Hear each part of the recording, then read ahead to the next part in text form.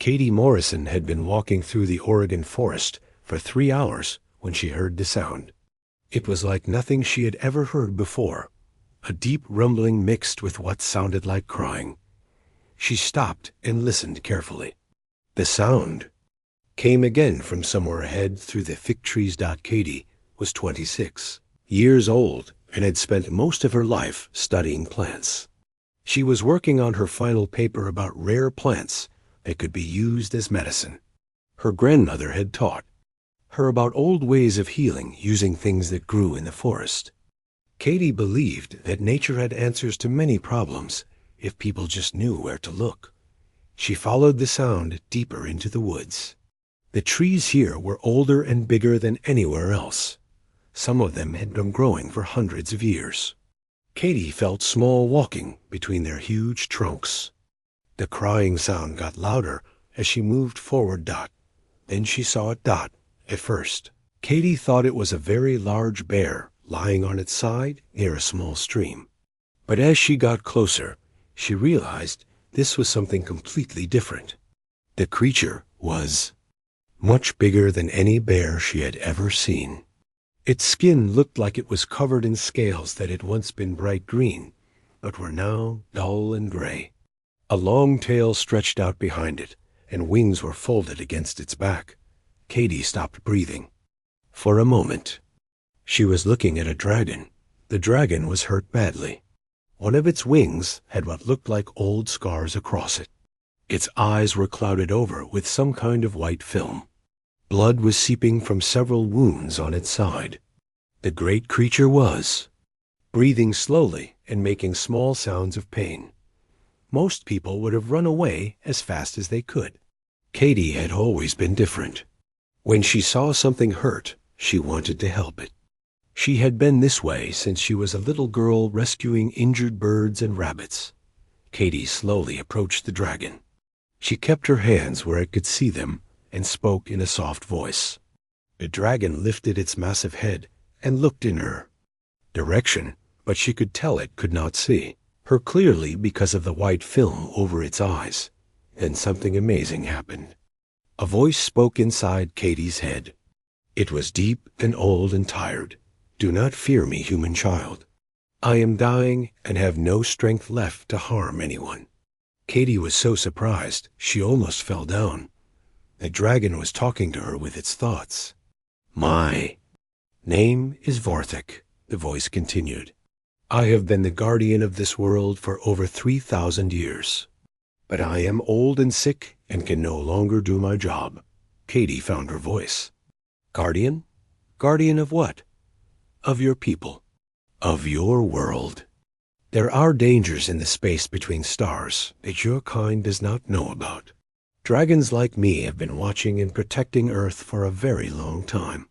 Katie knelt down next to the huge creature. Up close, she could see that Vorthik was very old. Some of his scales were missing, and others were cracked. The white film over his eyes looked like some kind of infection she had seen in animals before. "You're sick," Katie said. "Your eyes have some kind of disease." "Yes," Vorthik replied sadly. "For 200 years I have been slowly going blind. Soon I will not be able to see at all. When that happens, I will no longer be able to watch the skies for threats." Katie pulled her backpack off and got out her first aid kit. She always carried medical supplies when she went into the forest. "Let me look at your eyes," she said. Vorthik was surprised. "You would help me? Even though I am not human?" "You're hurt," Katie said simply. "That's all that matters." She examined Vorthik's eyes carefully. The infection looked similar to things she had seen in her plant research. Some fungi could cause this kind of clouding. Katie had been studying a rare mushroom that seemed to fight infections very well. "I think I might be able to help you," she told Vorthik. "There's a fungus I've been working with. It fights infections that other medicines can't cure. My grandmother taught me how to make it into a treatment."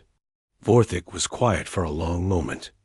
"Many have tried to heal me over the years. Doctors and wise people and healers. None have succeeded. Maybe they weren't looking in the right place, Katie said. Sometimes the best medicine grows right under our feet. She spent the next 2 hours cleaning Vorthic's wounds and gathering plants from the forest. Katie knew exactly which mushrooms she needed and where to find them. She made a paste using techniques her grandmother had taught her, mixed with things she had learned in school. When she was ready, Katie carefully applied the treatment to Vorthic's eyes. The dragon held very still and let her work. The medicine had a strange green color and smelled like fresh rain. "Now we wait," Katie said. "It might take a few hours to work." Vorthix seemed surprised by her kindness. "Why do you help me, human?" "You do not know me." Katie sat down next to the great dragon's head. "My grandmother always said that healing is what makes us human, not our tools or our buildings or our machines. It's the fact that when we see something suffering, we want to make it better." They talked while they waited for the medicine to work. Vorthik told Katie stories about the old days when dragons and humans had worked together. He spoke of ancient times when people had known about magic and had traveled to other worlds among the stars. "Your people have forgotten so much," Vorthik said sadly. "But perhaps that was for the best. Knowledge can be dangerous." As the sun began to set, Katie noticed something changing. The white film over Vorthic's eyes was becoming thinner. Slowly the dragon's vision began to clear. When Vorthik could finally see again, he looked up at the sky, and his expression changed completely. Fear filled his ancient eyes. "No," he whispered. "It cannot be. They are coming." "Who's coming?" Katie asked, but she could tell from the look on Vorthic's face that whatever he had seen in the sky was very bad news for everyone on Earth. Vorthik stared at the evening sky with his newly healed eyes, and Katie could feel fear coming from the great dragon's mind. His massive body tensed, and his claws dug into the earth beneath him. "What do you see?" Katie asked. She looked up but saw only stars beginning to appear in the darkening sky. "Ships," Vorthik said quietly. 13,000 of them hiding beyond your outer planets. They have been waiting there for months while I was blind and could not see them." Katie felt cold despite the warm evening air. "Ships? You mean like spaceships?" "Yes. The hegemony has finally decided to act. They are coming to destroy your world." "The what?" Katie's voice came out as a whisper. Vorthik slowly lifted his great head and looked at her. "There are 6 alien races that control most of the galaxy. They call themselves the hegemony. For thousands of years they have watched your people grow and change. They are afraid of what humans might become." Katie sat down hard on a fallen log. This was all too much to understand. A few hours ago she had been a simple student looking for plants.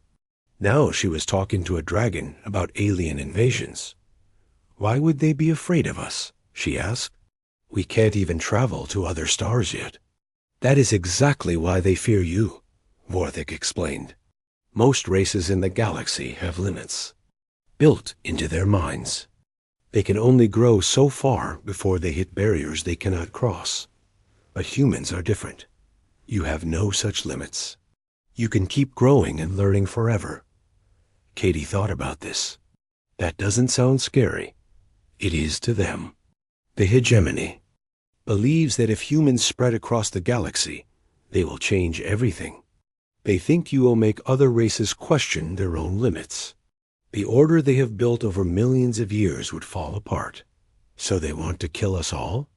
Yes, Vorthik said simply. Complete species termination, followed by planetary sterilization. They will make it look like a natural disaster. Perhaps a large asteroid impact. No one will ever know humans existed. Katie felt sick. How long do we have? 6 months. Maybe less. The fleet is moving slowly to avoid detection by your primitive sensors. We have to warn people, Katie said. Standing up quickly. The government, the military, somebody. Who will believe you? Vorthik asked gently. You are a young student who claims to have spoken with a dragon about alien invasions. They will think you are insane. Katie realized he was right, but they had to try something. You could show yourself, prove that you're real. Perhaps, Vorthik said thoughtfully, there are humans in your government who know that dragons exist. We have helped your people in secret for many years. During your great wars, we made sure certain weapons were never used. During plagues, we guided your doctors to cures. Really? Yes, we have always been guardians. But we work from the shadows. Most humans are not ready to know about us. Katie helped Vorthik stand up. The great dragon was much steadier now that he could see again. His wounds were also healing faster than seemed possible. We need to get to someone important, Katie said. Someone who might listen. Vorthik nodded. There is a place called Peterson Air Force Base in Colorado. They have a new division called the Space Defense Corps. Some of the people there know about dragons. How? Do we get there? I can fly now that my sight has returned. But first, we must gather more of your healing medicine. I am not the only dragon who has been suffering from this blindness. Katie understood. There are others. Yes, all over your world. We have been going blind one by one for the past 2 centuries. Without the ability to see clearly, we cannot do our jobs as guardians. That is how the hegemony was able to get so close without being detected. They spent the rest of the night gathering the special mushrooms Katie needed. She showed Vorthik which ones to look for, and he used his great size to reach places she could not. By morning, they had enough ingredients to make medicine for several dragons dot as the sun rose. Katie climbed onto Vorthik's back. She had never flown before and was nervous, but also excited. The dragon's scales were warm and surprisingly comfortable to sit on. Hold tight, Vorthik warned her. It has been many years since I have flown with clear vision. They rose into the morning sky, and Katie gasped at how beautiful the world looked from above. The forest stretched out in all directions, like a green carpet. Mountains rose in the distance, topped with white snow. She could see rivers winding through valleys like silver ribbons, but as they flew higher, Katie also began to understand how small Earth really was. Somewhere out there beyond the stars, an enormous fleet was coming to destroy everything she had ever known. The thought made her grip Vorthik's scales tighter. The flight to Colorado took most of the day. Vorthik was careful to fly high enough that people on the ground would not see him clearly. To anyone looking up, he would appear to be just a large bird or maybe a small airplane dot. As they approached Peterson Air Force Base, Katie could see military aircraft on the runways below. Soldiers moved around the buildings like tiny ants. She wondered what they would think when a dragon landed in their backyard. Are you sure about this? She asked Vorthik. No, the dragon admitted, but we have no choice. If we cannot convince your people to prepare for what is coming, then everyone on this planet will die. Vorthik circled the base once and then landed in an open area near the main buildings. Katie slid off his back and stood next to him. Within seconds, alarms began blaring, and soldiers came running from all directions. Katie watched as dozens of armed men surrounded them. Some of the soldiers looked frightened, while others seemed amazed. A few appeared to be speaking quickly into radio devices. "Nobody move," shouted a voice through a megaphone. "Keep your hands where we can see them." Katie raised her hands above her head. Vorthik simply sat calmly and watched the humans with his ancient eyes. After several tense minutes, a man in an officer's uniform approached them carefully. He was tall and looked to be in his 40s, with gray hair and serious eyes. Katie could see captain's bars on his collar. "I'm Captain Jake Sullivan," the man said, "and I have to say this is the strangest morning of my career. Care to explain why you just landed a dragon on my airfield?" Katie looked at Vorthik, who nodded encouragement. She took a deep breath and began to tell their story. When she finished, Captain Sullivan was quiet for a long time. Finally, he said, "Follow me. There are some people you need to meet." Captain Jake Sullivan led Caddy and Vorthik through the military base to a building that looked different from the others. It was newer and had no windows. Soldiers with serious expressions guarded the entrance. Inside, Katie saw rooms full of computers and screens showing images of space. "This is the Space Defense Corps' headquarters," Sullivan explained. "We were formed last year to watch for threats from space. Officially, we look for asteroids and space debris. Unofficially, we know there might be other dangers out there." They entered a large meeting room where several people were waiting. Sullivan introduced them quickly. Dr. Lisa Hayes was a scientist who studied the possibility of alien life. Colonel Ben Parker commanded the military side of space defense. Dr. Amy Chun worked with plants and medicines like Katie did. Katie told her story, again while Vorthik remained silent. When she described healing the dragon's eyes, Dr. Chun leaned forward with interest. "You said you used the fungus?" Dr. Chun asked. "Can you describe it?" Katie pulled a sample from her backpack. "It's very rare. I've only found it in old forests, where the trees have been growing for hundreds of years. My grandmother taught me how to prepare it." Dr. Chun examined the mushroom carefully. "This is amazing. I've never seen anything like it. The cellular structure is completely unique. The important thing," Vorthik finally spoke, making everyone in the room jump slightly, "is that Katie's medicine has done more than heal my eyes. It has awakened something that has been sleeping inside me for many years." "What do you mean?" Dr. Hayes asked. "Dragons are not just large animals," Vorthik explained. "We are connected to each other across great distances. When Katie healed me, it sent a signal to every other dragon on Earth. They are beginning to wake up." Colonel Parker looked worried. "How many dragons are we talking about?" 47. Vorthik said, "We are the last guardians of Earth. For 200 years we have been going blind and falling into deep sleep. But now the healing has begun to spread." As if to prove his point, a young soldier burst into the room. "Sir," he said to Colonel Parker, "we're getting reports from around the world. Large creatures are being seen emerging from hidden places. The Himalayas, the Amazon, Lake Baikal in Russia, volcanic caves in Iceland." Katie felt excitement and fear at the same time. "They're all waking up?" "Yes," Vorthik said. "But they are still weak and mostly blind. They will need your medicine to fully recover." Dr. Chun stood up quickly. "We need to produce large amounts of this fungus treatment. How fast can we set up labs to grow it?" "The mushrooms don't grow easily," Katie warned. "They need very specific conditions. Old soil, certain trees, the right temperature and humidity." "We'll figure it out," Dr. Chun said with determination. "I'll contact botanical research centers around the world. We'll grow these mushrooms in every climate zone if we have to." Colonel Parker was already making phone calls.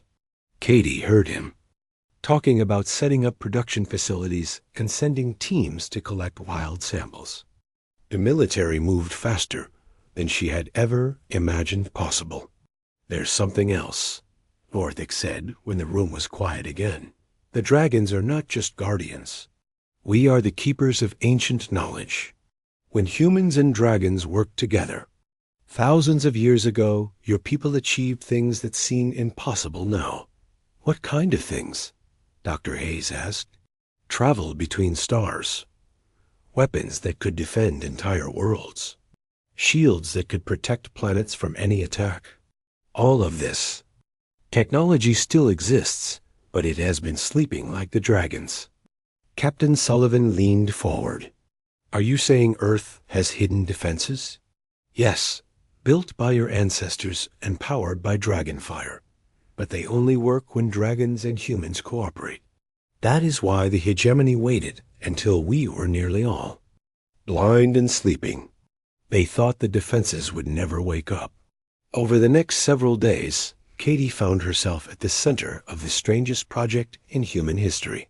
She worked with teams of scientists to grow her special mushrooms in laboratories around the world. It was not easy. The fungus was very particular about its growing conditions. Meanwhile, reports kept coming in about dragons appearing everywhere. A massive creature had emerged from a cave system in the Andes Mountains. Another had risen from the depths of the Mediterranean Sea. One had even appeared in the middle of the Sahara Desert, where no one expected to find anything living. Katie traveled to as many locations as she could to deliver the healing medicine personally. Each dragon she met was different, but they all shared the same ancient wisdom and the same relief at being able to see clearly again. In Tibet, she met Silthan the Wise, who had been sleeping in a mountain cave for 300 years. In Brazil, she healed Verdict the Green, who had been protecting the rainforest while nearly blind. Each dragon had stories of the old days when humans and dragons had been partners instead of strangers. Your people had such potential, Silthan told her, as Katie applied medicine to her ancient eyes. They built cities among the stars and sang songs that could heal planets. But then came the great forgetting. What happened? Katie asked. War. Not with aliens, but with yourselves. The knowledge became too dangerous, so the wise ones hid it away. They made people forget about dragons and magic and star travel. It was meant to be temporary, but the years turned into centuries. As more dragons healed, they began to share something that amazed everyone. The ancient defense systems built around Earth were still there. Satellites that looked like space junk were actually powerful weapons. Bases on the moon that seemed abandoned were just waiting for the right activation codes. Even some asteroids in the solar system were really disguised guardian stations. Dr. Hayes could hardly believe the readings her instruments were showing. The energy signatures are incredible. These systems have been powered down for thousands of years, but they're still functional. Dragonfire is the key, Vorthik explained. The ancient humans built everything to work with our energy. We provide power and guidance, while humans provide creativity and technical skill. Katie watched as dragons and humans began working together for the first time in millennia. In underground facilities around the world, teams were combining dragon wisdom with human technology to prepare Earth's defenses. But there was a problem. Even with all 47 dragons healed and awake, they were still facing 13,000 enemy ships. The ancient defenses were powerful, but they had been designed to fight smaller threats. We need more than just weapons, Colonel Parker said during one of their planning meetings. We need an advantage the hegemony doesn't expect. That's when Dr. Chun made a discovery that changed everything. She had been studying blood samples from dragons who had been healed with Katie's medicine. What she found made no sense according to everything science knew about biology. The fungus isn't just medicine, Dr. Chun announced to the assembled team. It's some kind of advanced biotechnology. The molecular structure is too complex to be natural. Someone engineered this. Katie stared at the test results. You mean it's artificial? More than that. I think it's a message. A genetic code hidden inside what looks like a simple mushroom. Your ancestors left this for future humans to find. Vorthik's eyes widened with understanding. The final gift. I had heard legends, but thought they were just stories. What kind of gift? Katie asked. The power to unbind, Vorthik said softly. To free not just dragons, but any living thing from the limits of what they think is possible. As Katie tried to understand what this meant, she felt the ground begin to shake slightly. Outside the building, they could hear a low rumbling sound that seemed to come from everywhere at once.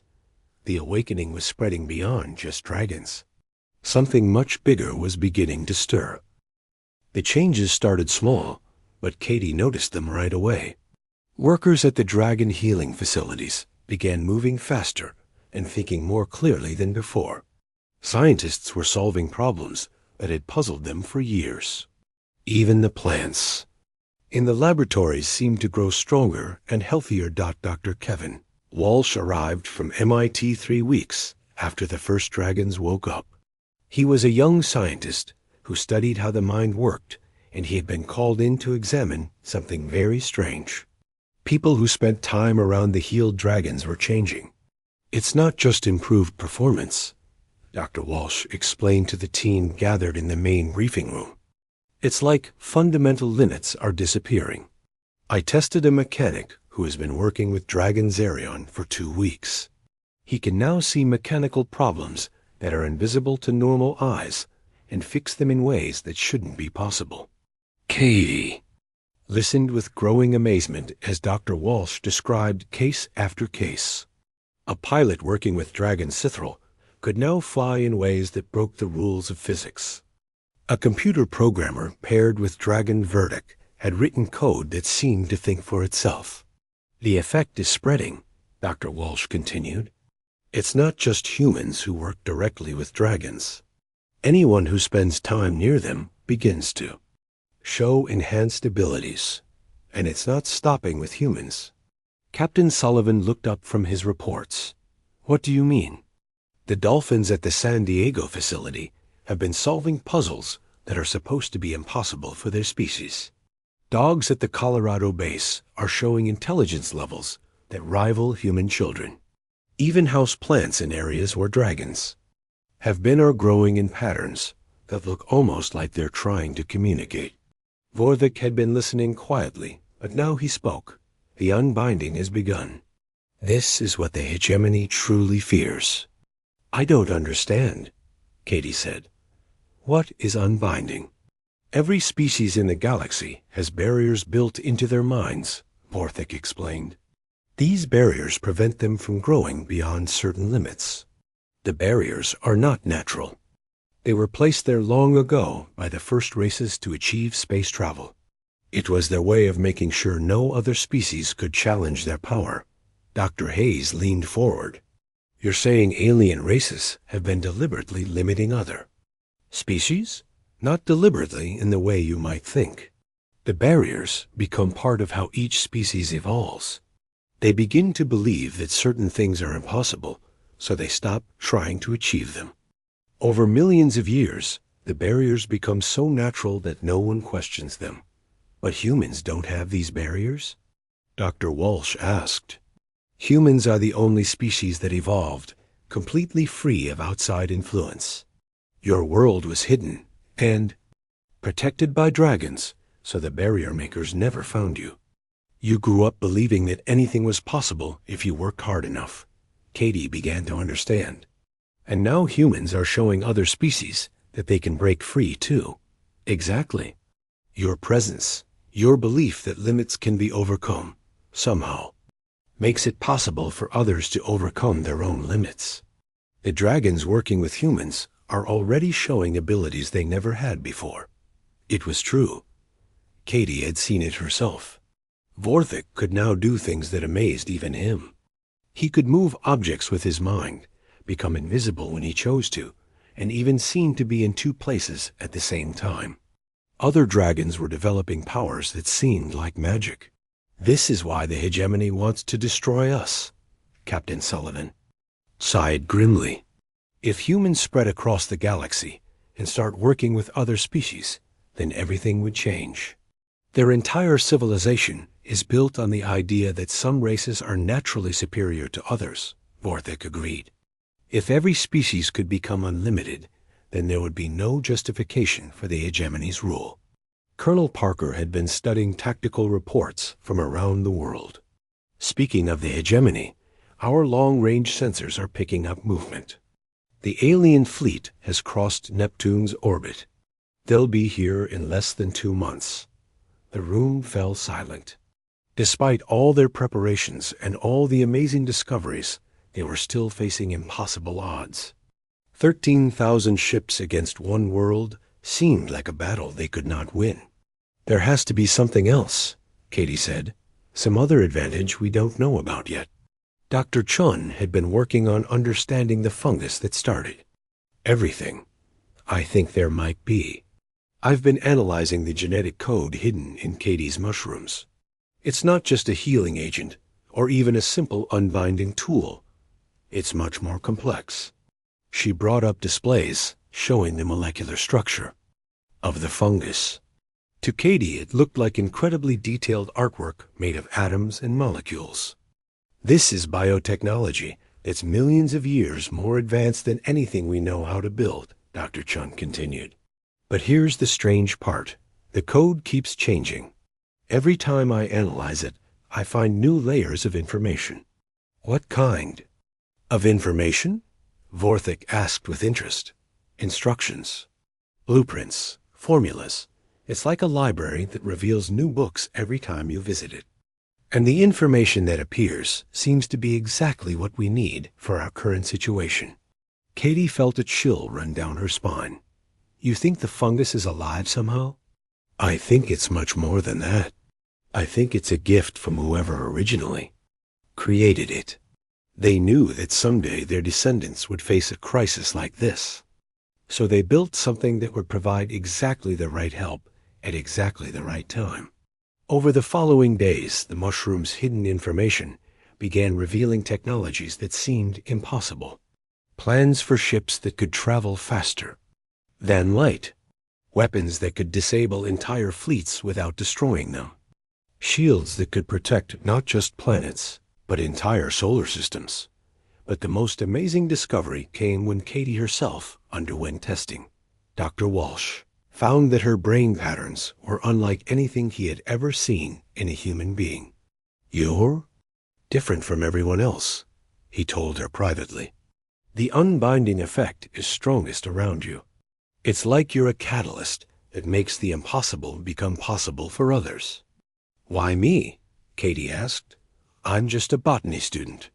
I don't think it's an accident that you were the one who found Vorthik. The genetic code in the mushrooms, the fact that your grandmother knew the old healing ways, even your instinct to help. Wounded creatures. It all connects.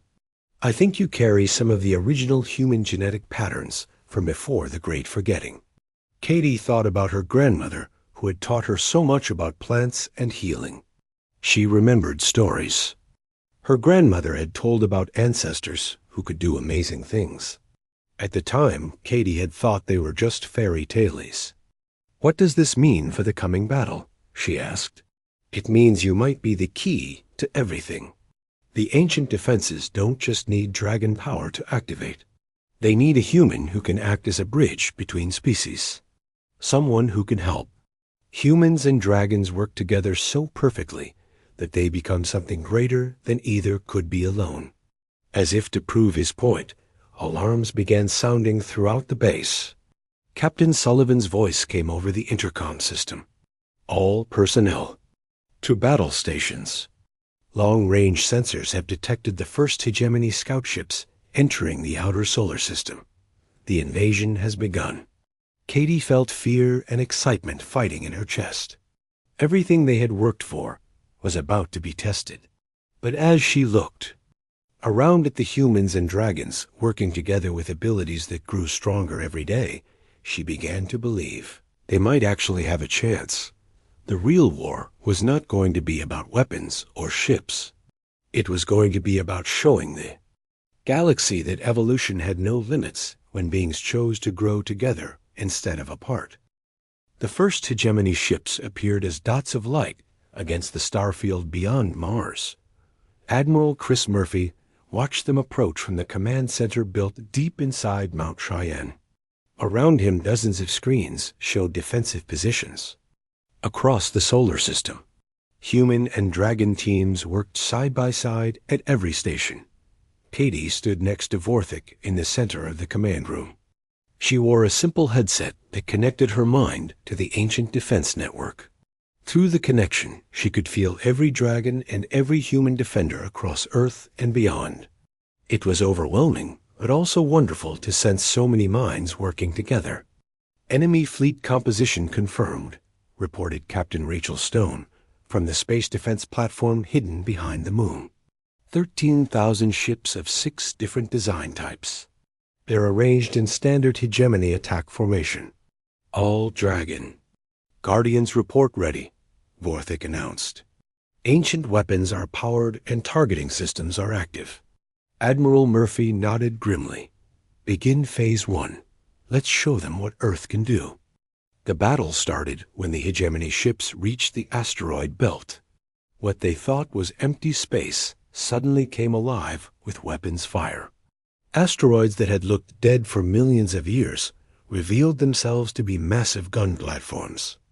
Beam weapons that could cut through any known metal reached out across space to touch the alien ship's dot, but the hegemony had brought overwhelming numbers. For every ship that was destroyed, 2 more took its place. They pushed forward through the asteroid defenses and continued toward Earth. Phase 2. Admiral Murphy ordered. Activate the planetary shields. Around Earth, a barrier of energy appeared that had not been seen for thousands of years. The ancient humans had built protection that could stop almost any attack, but Katie could feel through her connection that the shields were struggling. They had been designed for smaller conflicts, not massive fleet actions. The shields won't hold for long, she reported. There are too many of them. That's when the real surprise began. Human-dragon teams that had been training together for weeks started doing things that defied explanation. Pilot Nancy Johnson and her dragon partner, Cithril, took their fighter craft into battle and discovered they could exist in multiple dimensions at the same time. They could attack enemy ships from angles that should not have been possible. Engineer Tom Bradley, working with Dragon Zarian, found that together they could repair damaged Earth ships by thinking new parts into existence. When a human destroyer was cut in half by enemy fire, Tom and Zarian simply made it whole again with their combined will. What are they doing out there? Admiral Murphy asked in amazement as he watched the impossible battle unfold on his screens. There. Unbinding reality, Katie replied. Humans believe anything is possible. Dragons have the power to make belief into truth. Together, they can rewrite the rules. The hegemony forces had expected to fight primitive humans with simple weapons. Instead, they faced an enemy that seemed to ignore the laws of physics. Human ships moved faster than light without using any known propulsion system. Dragon fire burned in the vacuum of space and somehow damaged vessels that should have been completely protected. But the most shocking moment came when Katie made her own discovery. While coordinating the defense through her mental link to the ancient systems, she found herself accessing memories that were not her own. Suddenly, she knew things that no human had known for thousands of years. The mushrooms, she said suddenly. They weren't just medicine or even biotechnology. They were a storage system. What do you mean? Vorthik asked, while still maintaining his part of the defense network. My grandmother's family, my ancestors, they were the keepers. For 3,000 years, someone in my bloodline has been protecting the genetic memory of the original human-dragon partnership. The knowledge was hidden in our DNA and activated by the fungus. Katie felt information flooding her mind. Blueprints for technologies that were beyond anything the current galaxy had ever seen. Strategies for types of warfare that treated space and time as flexible resources. Most importantly, she understood the true purpose of the unbinding effect. It's not just about removing limits, she realized. It's about evolution itself. The barriers that were placed on other species weren't just to control them. They were preventing the entire galaxy from growing into something new. Through her connection, Katie reached out to the hegemony fleet. What she found there shocked her. The alien crews were just as trapped by their mental barriers as any other species. They had been programmed by their leaders to believe that certain things were impossible. They could not imagine any outcome to this battle except human defeat. Katie began broadcasting something the galaxy had never experienced before. She sent the feeling of unlimited possibility directly into the minds of every alien soldier in the attacking fleet. For the first time in their lives, they felt what it was like to believe that anything could be achieved. The effect was immediate and dramatic. Ships began breaking away from the hegemony formation as their crews experienced unbinding for themselves. Alien soldiers who had never questioned orders suddenly wondered why they were trying to destroy a world full of beings who offered limitless growth. Mutinies breaking out across the enemy fleet, Captain Stone reported with excitement in her voice. Entire squadrons are standing down. Some were requesting permission to land on Earth. The hegemony commanders tried to regain control, but it was too late. The unbinding effect was spreading faster than they could contain it. Alien species that had accepted limits for millions of years suddenly remembered what it felt like to